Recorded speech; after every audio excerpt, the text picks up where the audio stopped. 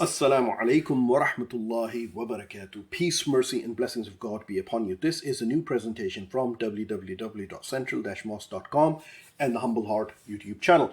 It's been a while since I posted on this channel, but I use this channel as my memory. So when things are fresh and I've done my research, I put my notes so that I can refer to it at a later date. Today we want to talk about the crash of the American Airlines and the US Army Black Hawk helicopter. And before we begin, our condolences to the families of those who have lost their loved ones in this tragic accident. Let's talk about a few facts.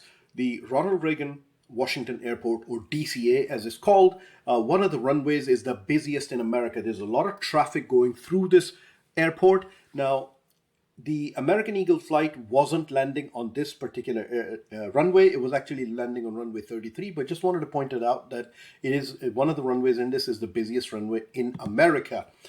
So Washington, D.C. has three airports. Those who live around here or those who come to visit know that. You have the Ronald Reagan Washington National Airport, or three major airports, I should rather say. The Ronald Reagan Washington Airport, you have the Dulles, and you have BWI Thurgood Marshall. And people who want to come and for tourism or their politicians or their defense contractors like to land at this airport because of its proximity. It's just a few kilometers away is Pentagon and a few kilometers away is White House. And that makes this entire air corridor one of the most secure and protected in the world. Not just in America, but in the world. So those who come here for tourism, they know you land right here in Ronald Reagan DCA Airport. You come out of your car, you're going down 395, and you've got kids in the back or somebody who's never seen Pentagon, and they see, oh, there's Pentagon right there. And you go across the Potomac, and you can go to White House, or you can go to other tourist sites. If you're a Muslim, a lot of times around Salah times, if you're landing or taking off around Salah times, you can go, and about 20 minutes or so away is the Darul Hijra Islamic Center. This masjid right here, and there's a lot of halal establishments right here. In fact, if I remember correctly, the airport itself has the halal cart, and so basically very common airport that a lot of people are familiar with. Before this crash even happened, there were a lot of calls in America to say because of the mishaps and military helicopters. Commonly, if you land at this airport or take off and during the day, you can see helicopters flying. There are pictures of that, and others have pointed that out too, that perhaps this airport should be designated as, given to US military or for politicians to land into and so on and so forth, because it is dangerous. Those calls have already been said. Now, from a civilian point of view, from a normal tourist point of view, all three major airports around Washington, which is Dulles, or Ronald Reagan or Thurgood Marshall, are pathetic. When you compare them to Singapore Airport, for example, or you compare to the new airport in Istanbul, or you compare to Schiphol in Amsterdam, or some of the airports in China, they're pathetic. The infrastructure is bad. So you land at Dulles International Airport, and there's this big diesel truck-looking thing that takes you, from one terminal to another. There's no sleek-looking, shuttle or air or train transport. It is extremely bad. But that's not my point. But I just wanted to point that out from an international standard, from aesthetics point of view, cosmetics point of view, the three airports in Washington are pathetic.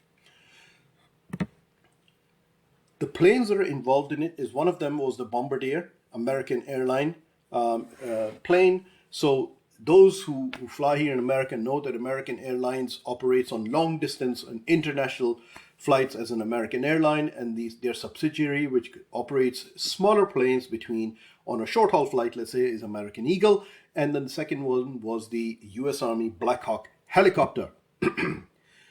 This is a graphic depiction of the unfortunate tragedy. So here's the American Eagle plane gliding into runway 33, and here's the US Black Hawk helicopter running into it.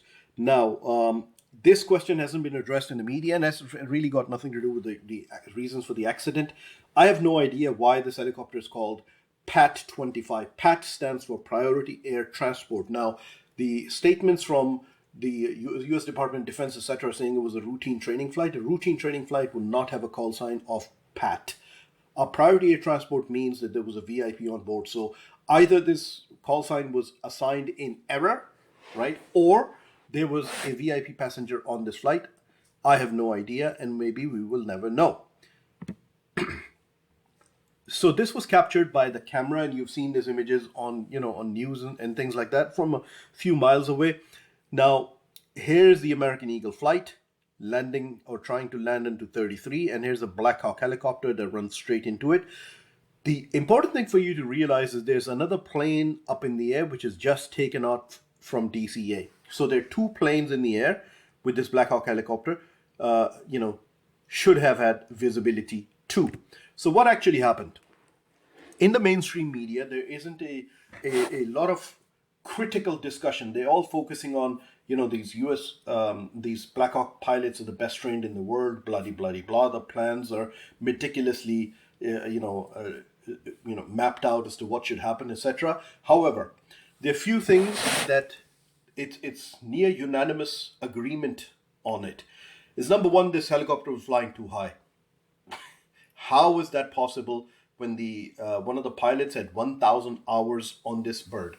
How is it possible? It was actually operating at double the altitude where it should have been. So it's, why that is, no idea. That should have been addressed, straight away, to saying why was the altitude of this helicopter so high? But nevertheless, there are a lot of people who are talking about the pilots didn't have night vision goggles or had night vision goggles. Either way, it wouldn't have made that much of a difference because it was a clear night, the weather is good, and you can see these planes are pretty much lit up. Now, the only thing the night vision goggles do, if you put night vision goggles on, it messes up your peripheral vision is impacted because it's sticking out, and you don't have that good of a peripheral vision. Nevertheless, this isn't a question of peripheral vision. One of the experts on CNN is pointing out that US Army says that it should have a minimum crew of 3. So you have the 2 pilots in the front and you have a crew member that looks in the back. What this person is saying is ideally they should have a crew of 4. So you have the 2 pilots looking out of the window, 1 crew member looking in the back this way and the other on the other side. However, once again, if you take a look at this plane is not approaching from the back.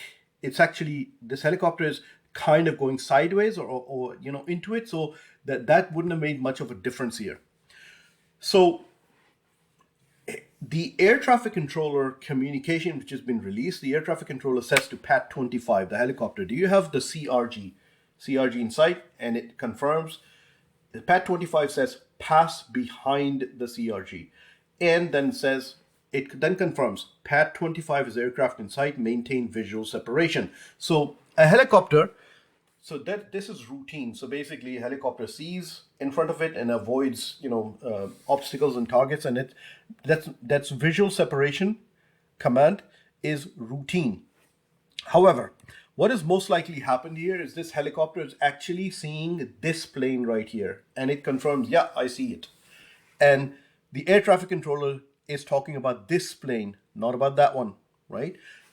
There is some speculation that perhaps the air traffic controller should have been a little bit more precise and should have said, do you see a CRG at 5 o'clock to you, or at whatever location, 6 o'clock to you, at this altitude, instead of simply saying, do you see the CRG?